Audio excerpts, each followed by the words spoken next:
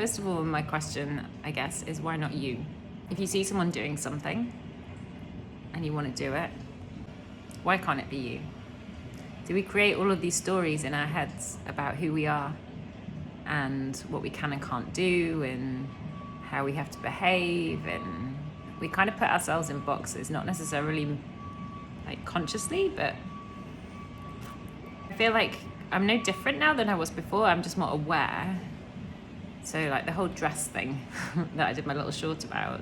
In the past, when I saw, I think I've said this before, when I saw a woman like that, I would have felt like really intimidated. And now I don't. I feel inspired. She just had such this beautiful energy, this beautiful combination of kind of like softness and strength. And I saw her and I was like, wow. Then the message of like, yeah, that won't be you, that won't be you. And then like, but why not? Why can't I be that person? I only can't be that person because I've made those, kind of put those restraints on myself, I guess. I can be that person if I want to be. And when I went to see her, she said what I saw in her was a reflection of something in me. And I felt so emotional because I just have never seen myself that way. But then I also believe that everything is a mirror. So what I saw in her was a part of me that was longing to be freed, to feel graceful and beautiful, and says me sat in a grey hoodie, and be feminine and gentle and soft and strong, and the paradox that I am, and that I guess we all are. Like we all are paradoxes, soft and strong. The phoenix and the ashes, that's my favourite one. Yeah. I've been shedding things, and I saw her and I didn't buy, and then I looked and I kind of got the website details and I thought, oh, I'll look later, and maybe. And then I just had this thing, and it wasn't about the dress. It was about embodying the person inside me that's been screaming to get out for years, to be the gentle, strong woman that I am, to be feminine and fierce.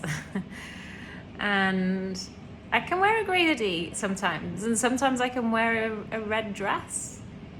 Blue has always been my colour. The dress that kind of like made me go wow was red. And it's so far away from what I would ever normally choose that it's just, yeah, it got me. So yeah, and I thought about it for days. It's definitely not an impulse purchase. And I cried when I bought it, and everything is energy. And that dress to me is a statement of so much more than it just being a dress. Sometimes when I feel a bit shit, I want to just buy random stuff. I don't think I'm alone in that. It's a consumerism, it's a dopamine, and most of the time I've been really good at kind of like not doing that, but there are times when I start to feel myself slipping into that, buying things that I don't need, no matter how small.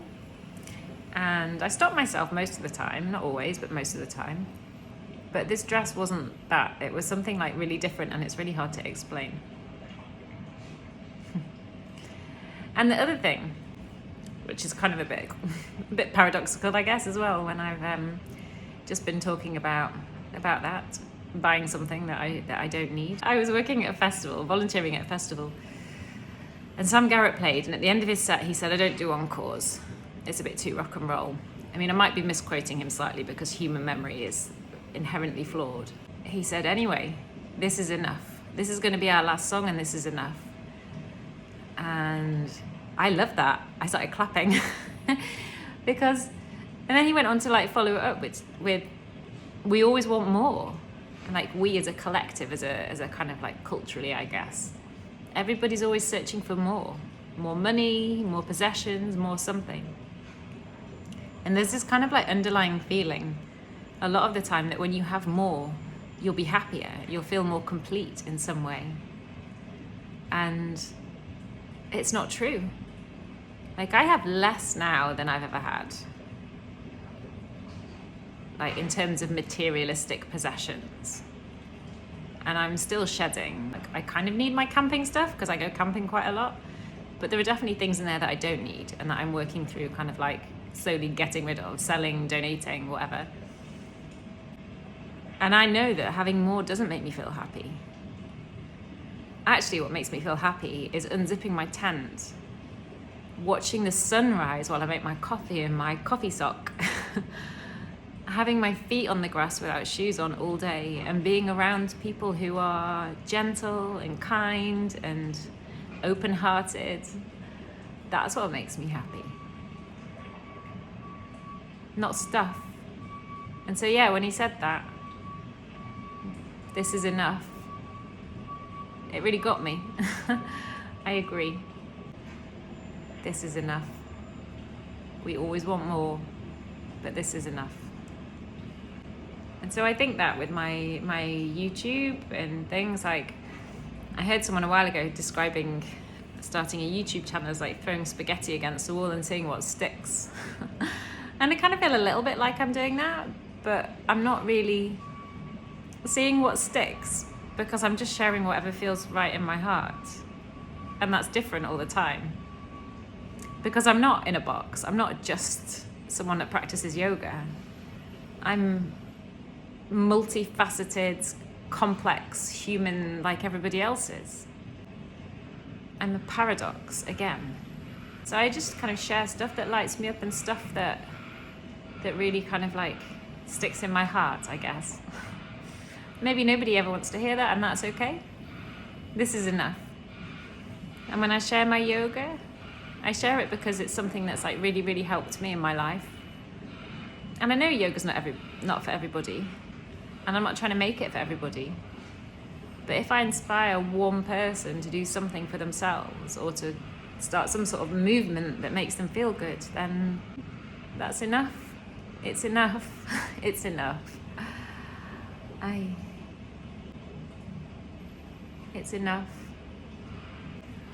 If you're familiar with the starfish story, we're all starfish. We're all throwing each other back into the sea, one starfish at a time. So if I help one starfish, I'm happy. And that starfish maybe will help another starfish back into the sea. I don't know. It's a ripple effect. And now I'm waffling. And another thing I was thinking, so when I talk about stuff, I say I, and I talk about myself. I don't know what anyone else thinks or feels. So I talk about my experiences and share them in a way that maybe hopefully other people might be able to relate to. And that's the idea, that other people relate to them. I'm not just talking about myself. I'm trying to share what I've discovered and what I've learned, because I have this really big calling in my heart to help other people see how incredible they can be, because I've overcome so many hurdles in my life to kind of find some level of confidence that I have now and self-belief.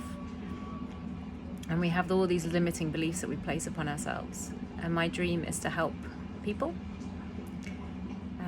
If anyone is kind of like, I guess, vibing with me and gets that, it might only be one person in the world that I help, but that's my dream, to help people realize how amazing they are and how amazing they can be, and the only thing that's stopping them is themselves. That's my dream, and that's why I'm doing this.